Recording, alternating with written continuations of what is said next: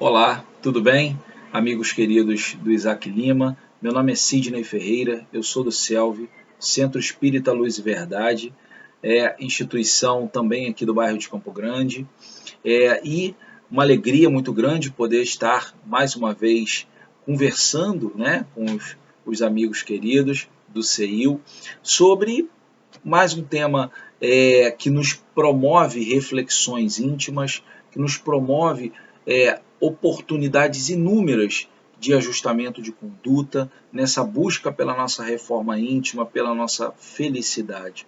Hoje, o tema para o qual nós fomos convidados a conversar um pouco é o materialismo, que está contido nas questões 147 e 148 do Livro dos Espíritos, não só nessas questões, né?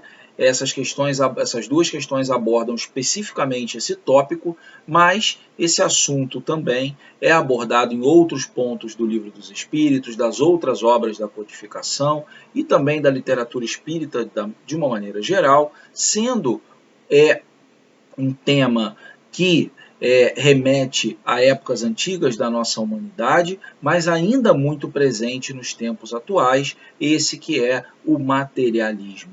Mas o que vem a ser, então, o materialismo?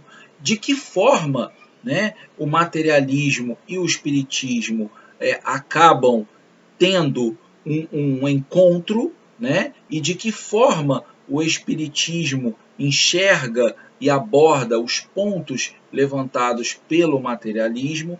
Então, esses são os pontos que nós vamos conversar no nosso encontro de hoje.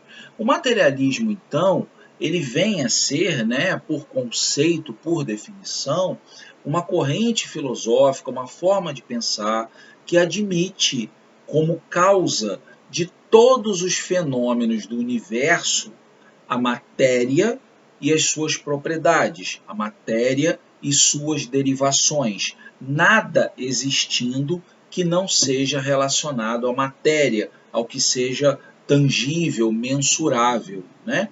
Então, o materialismo ele nega a existência de um princípio inteligente que seja independente da matéria, ele atribui que a nossa inteligência e os nossos sentimentos seriam atributos da matéria, que a consciência de cada um ela nasceria no desenvolvimento do feto, né? Ainda no desenvolvimento do sistema nervoso, nos primeiros momentos do nascimento, da gestação de um novo ser, e essa consciência morreria, deixaria de existir junto com o corpo no momento da morte do corpo físico.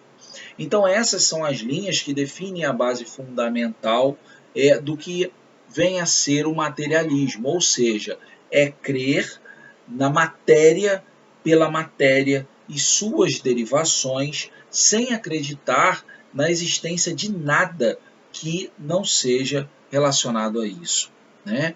E aí nós nos remetemos, não temos como não nos remeter a isso, de que a visão humana, a visão do ser humano, ela ainda é muito restrita e muito baseada em orgulho e egoísmo, né? Nós sabemos, no estudo da doutrina, que o orgulho e o egoísmo são as duas das principais paixões, vícios a serem vencidos pelos seres humanos no processo evolutivo, porque eles dizem respeito diretamente ao nosso eu, né? Ao que nos afeta, a nossa forma de enxergar as coisas que nós, na maioria das vezes, não gostamos de ver atingida na nossa maneira de nos relacionar com o mundo.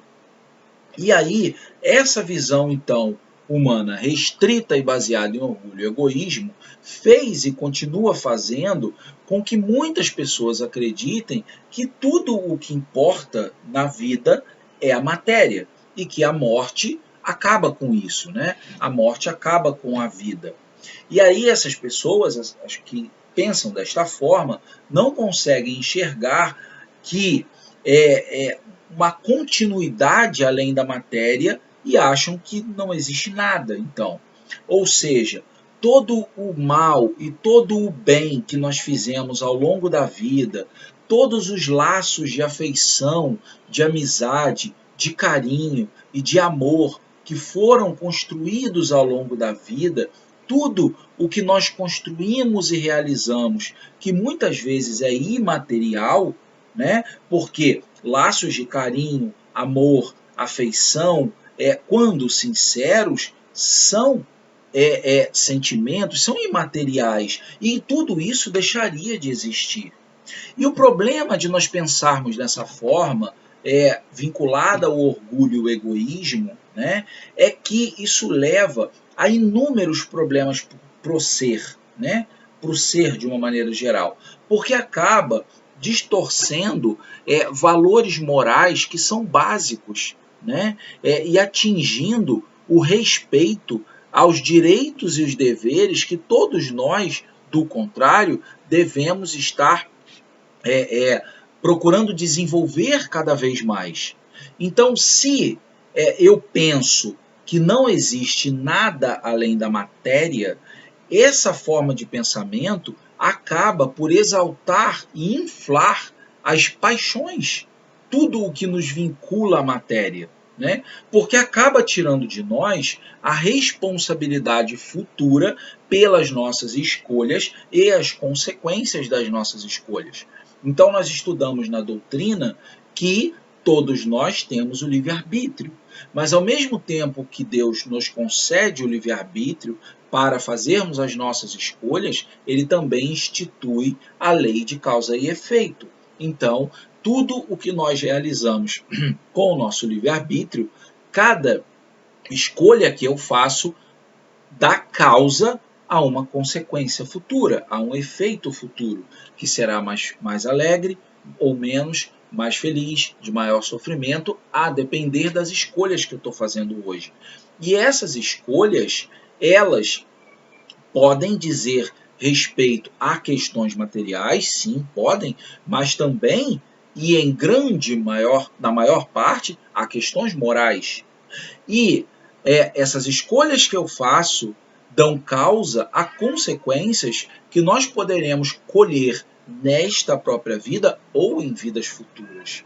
Não é isso? Então, o Espiritismo, a gente já começando aí a trazer a visão espírita, ele nos vem trazer essa clareza de raciocínio, nos mostrando que, como temos o livre-arbítrio e temos responsabilidade pelas nossas escolhas, quando nós temos uma visão estritamente materialista, nós acabamos por tirar de nós grande parte da responsabilidade pelas nossas atitudes. E isso faz com que as paixões, os vícios, tudo que nos vincula à matéria, o desejo do poder, do dinheiro, do ter em relação ao ser, tudo isso é inflado, insuflado, né? Porque nós não temos o contraponto. Por que eu vou me preocupar em fazer a caridade? Por que eu vou me preocupar comigo mesmo?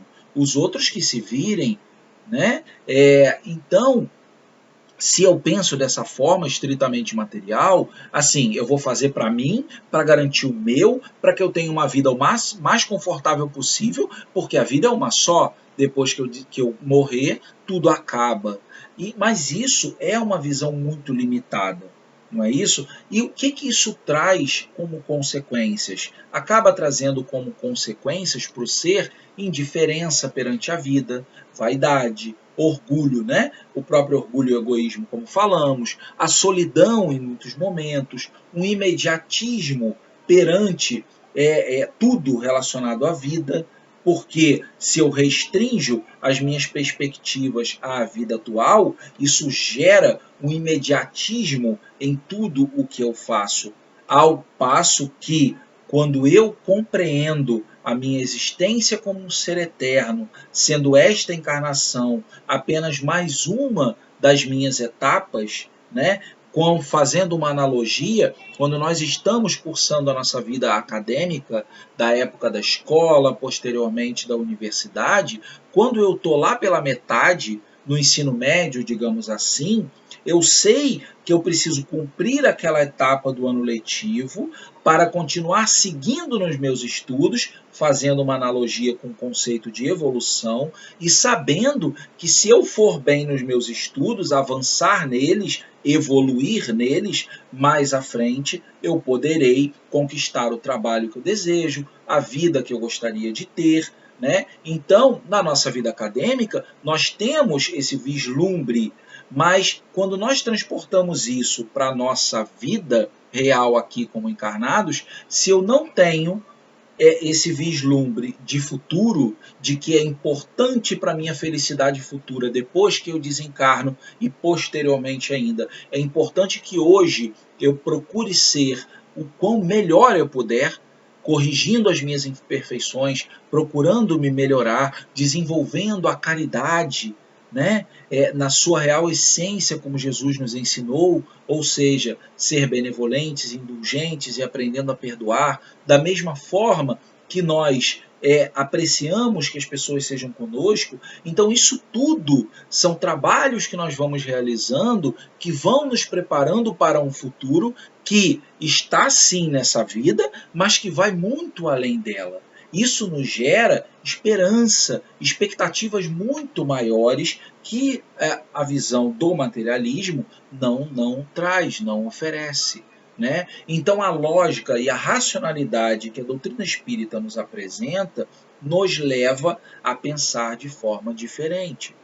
E aí lá na questão 147, Kardec pergunta assim para os espíritos, por que muitas pessoas que se aprofundam na ciência são levadas ao materialismo? Então nós vemos realmente, entre muitos os ditos sábios, e isso em todos os tempos, inclusive nos atuais, que parece que quanto mais estudam, mais materializam, né? Se materializam, digamos assim, nessa visão.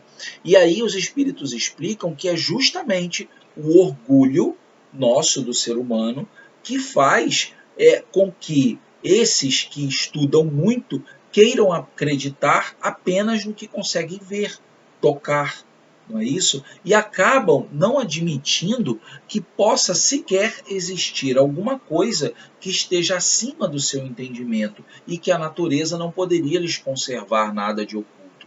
Essa realmente é uma visão muito orgulhosa da vida, não é isso? Porque se nós de novo fizermos analogia com a nossa vida acadêmica, nós vemos quando estudamos a doutrina espírita que muitas vezes os espíritos nos dizem, Kardec nos diz, que existem determinadas coisas que nós ainda não temos condições de compreender nessa vida, dada ao nosso atual estágio evolutivo.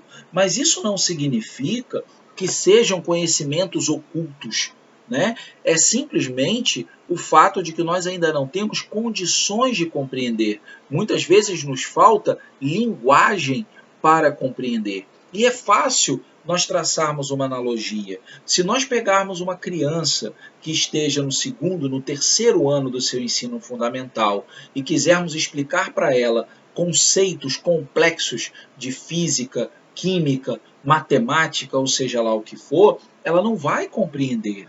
Né? Por quê? Porque ela ainda está numa etapa de aprendizados que não lhe permite ter alcance para compreender esses conceitos complexos. Mais à frente, na sua jornada evolutiva dos seus estudos, ela chegará num determinado ponto em que ela reunirá as condições necessárias para isso. Assim não somos nós.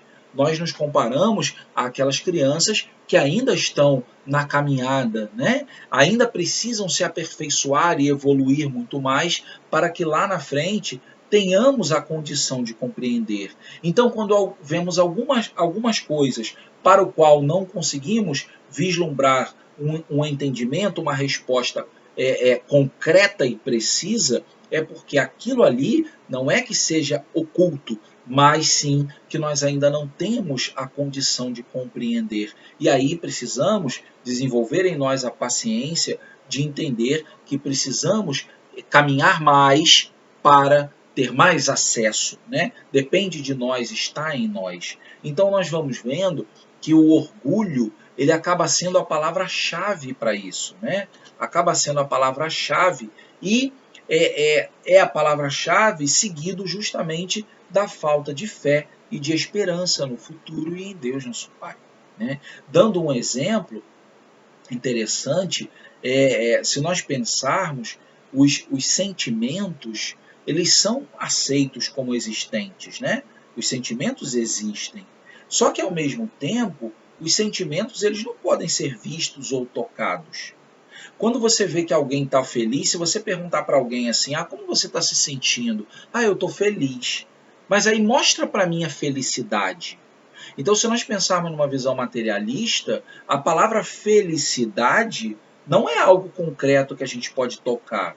Se você olha para alguém feliz, você vai ver provavelmente expressões faciais que demonstram isso, né? Um sorriso, uma expressão no olhar, que vão demonstrar que a pessoa está feliz. Mas o sentimento felicidade não é algo que você consegue tocar, pegar em suas mãos, sentir materialmente falando. Contudo, todos sabemos que existe a felicidade, não é?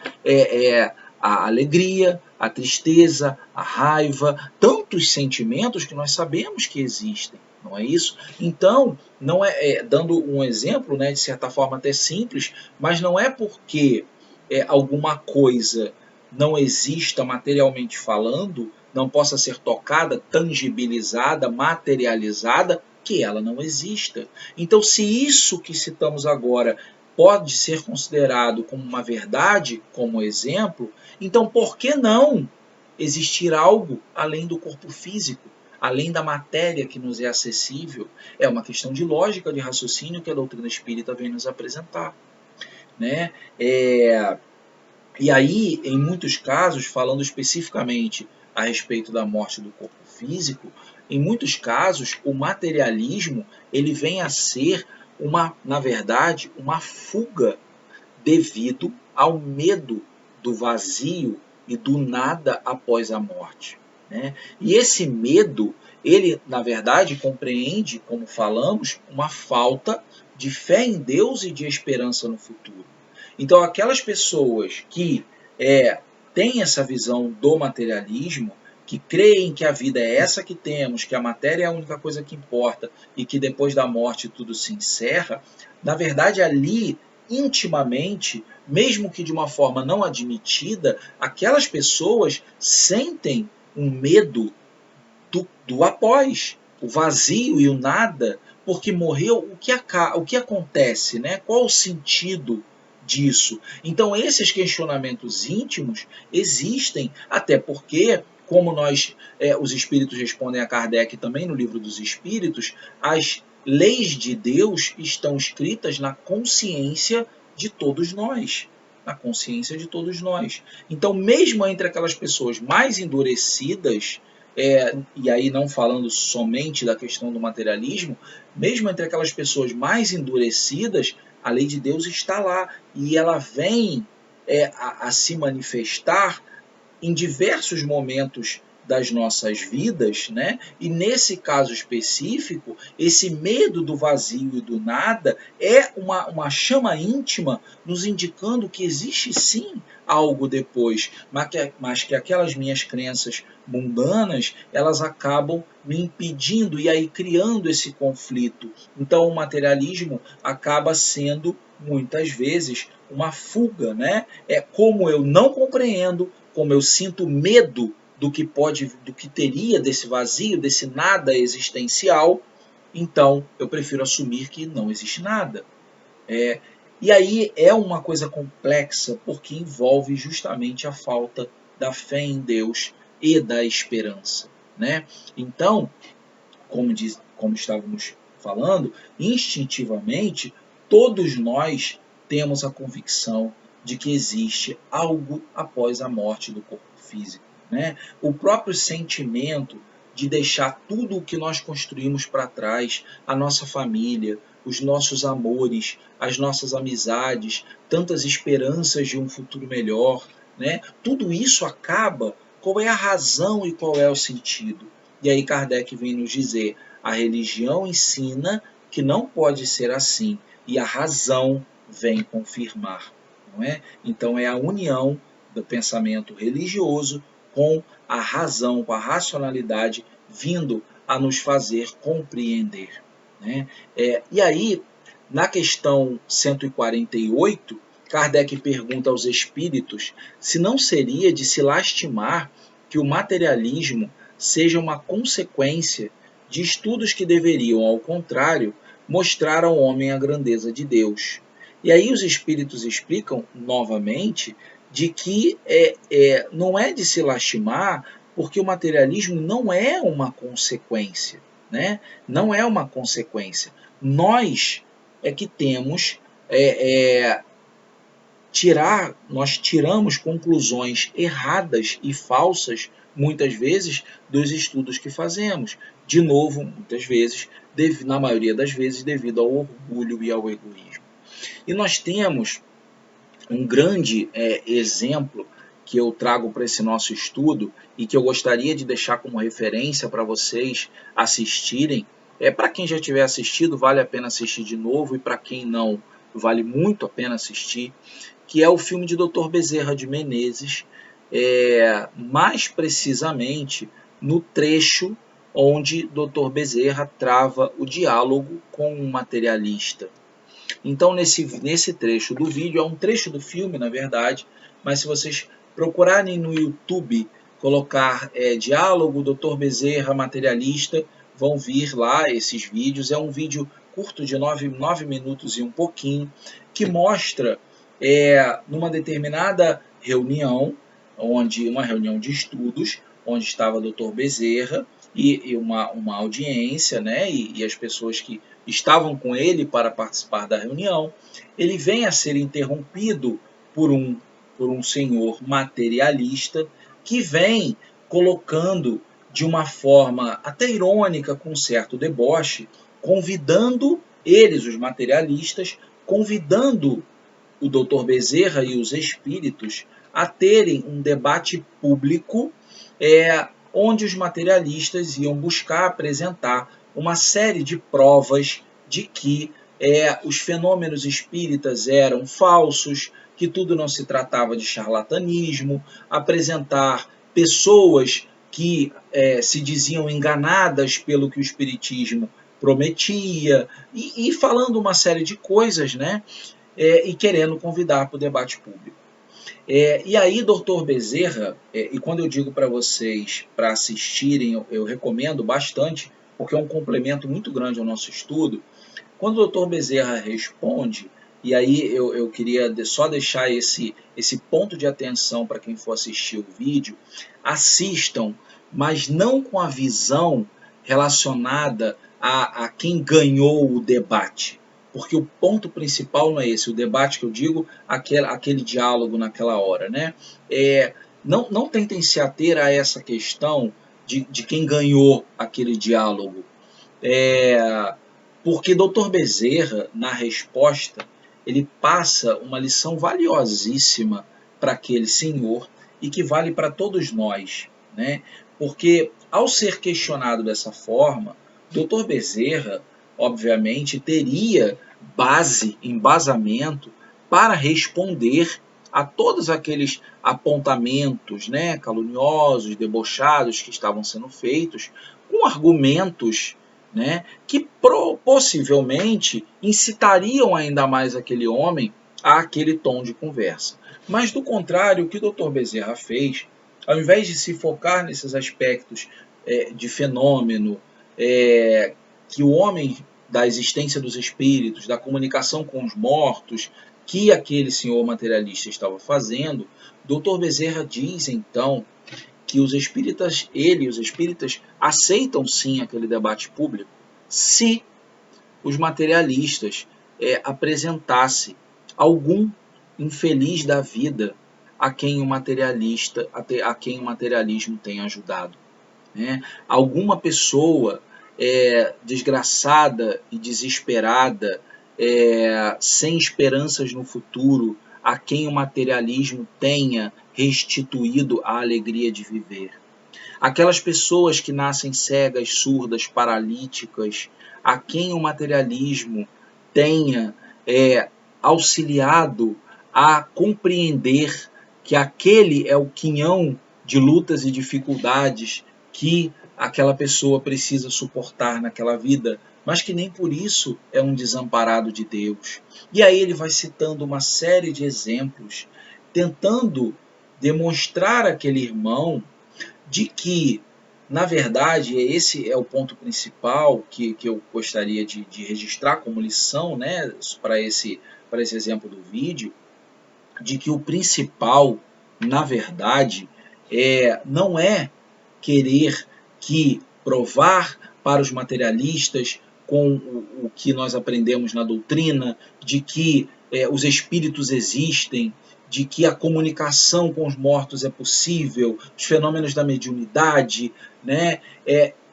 Isso não é o mais importante.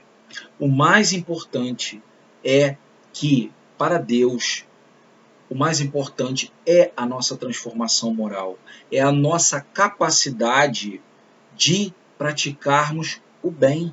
É isso que nos eleva na essência, né? Obviamente, o Espiritismo nos traz os ensinamentos que nos permitem ter uma amplitude, eles expandem os nossos entendimentos, ao contrário do que o materialismo sugere. Mas, além disso, nós temos o ponto central, que é algo que está acima do espiritismo, do materialismo, do catolicismo, das religiões evangélicas, da Umbanda, ou de qualquer linha ou seita ou religiosa que exista. Acima de tudo está o bem que nós somos capazes de fazer e o quão nós esforçamos por nos melhorar. Não é isso? E os espíritos respondem isso a Kardec também, mediante uma pergunta no Livro dos Espíritos, que acima das religiões está sempre a nosso esforço em nos melhorarmos e em praticarmos o bem. É isso que nos aproxima de Deus. E essa é a visão principal que Dr. Bezerra procura passar nesse diálogo com esse senhor materialista, e que eu recomendo muito que vocês vejam, porque complementa o nosso estudo. Tá? E aí, seguindo, nós vamos buscar lá na questão 799 do Livro dos Espíritos, Kardec perguntando assim: de que maneira pode o Espiritismo contribuir para o progresso? E aí os Espíritos justamente explicam que é indo contra essas ideias do materialismo, respeitando, claro, mas fazendo com que os seres humanos compreendam onde devem se encontrar os seus verdadeiros interesses, não é? Fazendo com que o ser humano perceba de que, por meio do presente, ele está preparando o seu futuro. E isso nos abre uma grande noção ou visão de solidariedade que nos faz unir como irmãos que somos. Então esse, na essência, é o nosso objetivo, é a contribuição que o Espiritismo traz para nós. Pegar aqueles ensinamentos que Jesus nos trouxe há 2000 anos, jogar uma luz sobre eles, nos ajudando a compreender melhor esses ensinamentos e como nós podemos, a partir dessa compreensão, nos melhorar e caminhar em busca dessa felicidade, ao qual todos nós estamos destinados, né? E todos nós chegaremos lá. Agora, o tempo que levaremos, os percalços do caminho, isso está na nossa mão, no nosso controle. Não é isso? Então, um outro aspecto muito importante que nós não podemos esquecer é que, mesmo com tudo isso que nós explicamos, nós não devemos sempre lembrar do não julgueis para não ser julgados. Nós não temos o direito de condenar ou de julgar ninguém por ser materialista, nem por qualquer outro motivo. Vamos lembrar de que entre as pessoas que se colocam como materialista, existem pessoas que são boas e são íntegras, né? O conhecimento, ter conhecimento, não é sinônimo de ter bom caráter. Então, respeitar sempre. Se tivermos a oportunidade de orientar através de um diálogo saudável, como o Dr. Bezerra fez, que façamos isso, mas sempre com respeito ao nosso semelhante. Então, nós precisamos nos esforçar nesses sentidos. Não julgueis para não seres julgados, orai e vigiai sempre, desenvolver em si a fé e a esperança no futuro, trabalhar a caridade dentro de cada um de nós, como Jesus nos ensinou, como já dissemos, benevolência para com todos, indulgência para com as imperfeições alheias e o perdão das ofensas. Esses são os caminhos que nos conduzem a Deus. E tudo o que for diferente disso, que nós possamos, acima de tudo, fazer primeiro uma autoanálise, né? Aquele trabalho de autoconhecimento, fazer uma autoanálise e aquela fórmula infalível para nós sabermos se estamos agindo errado em algum ponto, é nós fazermos aquele questionamento sincero se nós gostaríamos que aquilo que estamos fazendo ou pensando, se nós gostaríamos que fosse feito no sentido contrário com relação a nós. E se a resposta for não, de forma sincera, é porque provavelmente nós estamos agindo errado, então vamos ajustar a nossa conduta. Vamos fazer como Santo Agostinho fazia, que é uma lição valiosa, que ele vem a nos colocar lá no capítulo que trata sobre o homem de bem. Santo Agostinho dizia que ele passava, todo dia ao se recolher, ele passava em vista como tinha sido o seu dia. E aí, nos pontos do seu dia onde ele achava que ele de alguma forma poderia ter se equivocado, ele procurava refletir sobre aquilo, o que deveria ter sido feito, para que no dia seguinte, ao se deparar com situações semelhantes àquelas, ele se esforçasse para não errar novamente. Então, esse exercício diário nos ajuda, através do esforço e da disciplina, a ir subindo um degrau de cada vez na nossa escala evolutiva.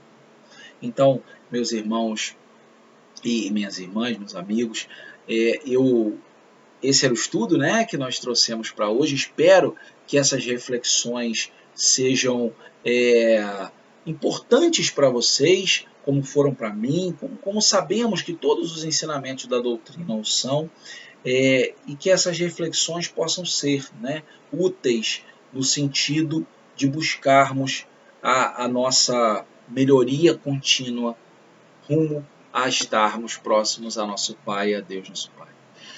Muito obrigado a todos, obrigado ao CEIU pelo convite, deixo um abraço a todos os queridos amigos e que possamos em breve nos encontrar para dar aquele abraço que gostamos, estar junto e confraternizando novamente. Então, muito obrigado mais uma vez, fiquemos com Deus e em paz.